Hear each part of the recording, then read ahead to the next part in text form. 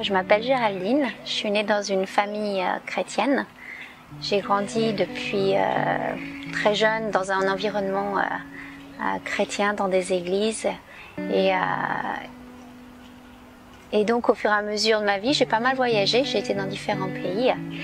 Et lorsque j'habitais en Afrique du Sud, j'étais donc mariée à un Sud-Africain et j'habitais pendant plusieurs années en Afrique du Sud. Durant ce moment-là, ce qui s'est passé, c'est que j'ai été diagnostiquée d'un cancer. Et pendant ce diagnostic, il y a plein de choses qui s'est passé. Donc pour un peu dérouler le contenu, c'est-à-dire que j'étais diagnostiquée d'un cancer et petit à petit, il y a eu de plus en plus d'événements autour de moi qui ont amené à ce que je me positionne un peu en disant « Mais Seigneur, où est-ce que tu es ? Et pourquoi est-ce qu'il m'arrive tout ça dans ma vie ?» Et donc c'était un cancer lymphatique.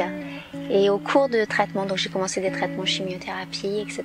Et au cours de ces traitements chimiothérapie, j'étais rentrée en France. Et lorsque j'étais en France, j'ai pu voir une image. J'étais revisiter ma famille et j'ai vu une image de moi quand j'étais vraiment dans le salon de mes parents, où je voyais comme des cendres autour de moi. Et je me suis posé la question, mais pourquoi est-ce qu'il y a tous ces cendres autour de moi ?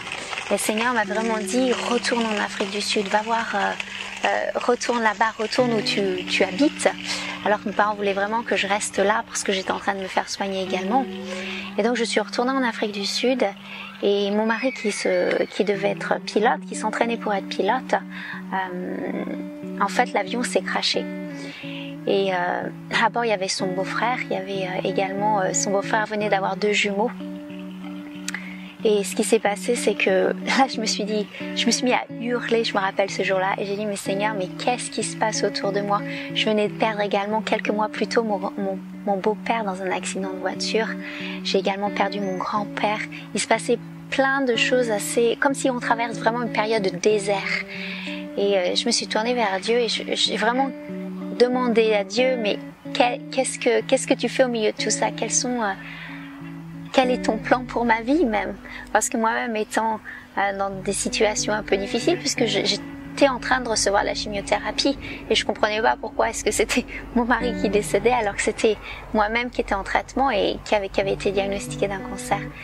Et je me suis vraiment tournée vers Dieu et je me rappellerai toujours un soir où je parlais à Dieu et je me suis dit, mais Seigneur, qu'est-ce que tu veux de moi ? Je préfère repartir maintenant, je préfère mourir maintenant, j'ai plus de sens à ma vie. Et je me rappelle très clairement que Dieu m'a parlé de ce verset, qu'il a dit « J'ai mis devant toi la vie et la mort, choisis la vie. » Et je me suis retournée vers Dieu et j'ai dit « Ouais Seigneur, bon, je me retourne, je veux choisir la vie maintenant. » Et le lendemain matin, il y avait un scanner pour le diagnostic de cancer et le scanner était complètement clean, il n'y avait plus rien sur ce scanner. Alors c'est une chose de dire waouh, il y avait quelque chose qui venait de se passer, mais après il y a toutes ces étapes de reconstruction parce que je venais de vivre un deuil. Ok, bien sûr, il y avait plus de cancer, mais même si je choisis la vie, il faut pouvoir se reconstruire derrière.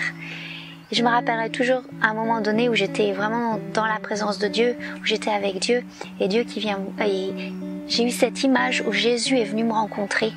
Quand Jésus est venu me rencontrer, il y avait je me voyais dans une salle où il y avait plein de jarres.